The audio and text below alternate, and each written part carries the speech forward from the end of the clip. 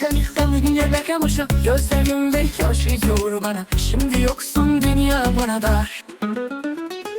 Kızan değil, gece var soğuk, gözlerimde yaş, içimde koruk. Bir nefesim bile yetiyor bana.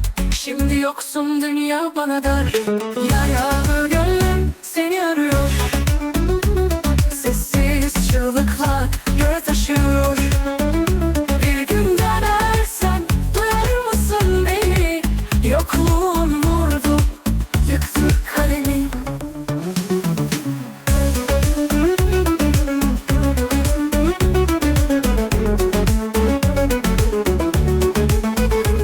Adını fısılda rüzgar bana, gözlerim takılı eski yarama. Giden dönmez, bunu bilirim, ama yine de seni beklerim.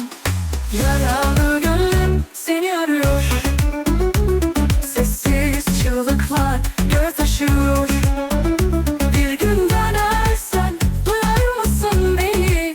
Yokluğun vurdu, yıktı kalemi.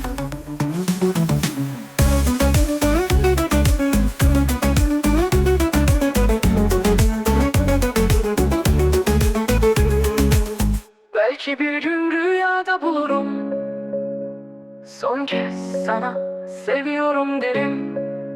Ama uyanınca yine yalnızım. Yaralı gönlümle susar ağlarım.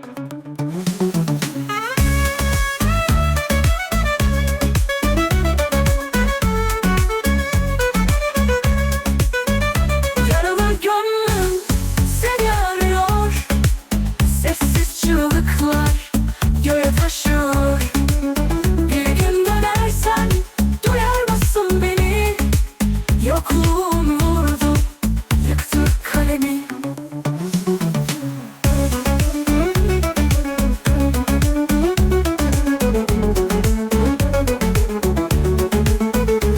Adını fısılda rüzgar bana, gözlerim takılı eski yarama. Giden dönmez, bunu bilirim, ama yine de seni beklerim. Acı bir gün rüyada bulurum, son kez sana seviyorum derim. Ama uyanınca yine yalnızım. Yaralı gönlümle susar ağlarım.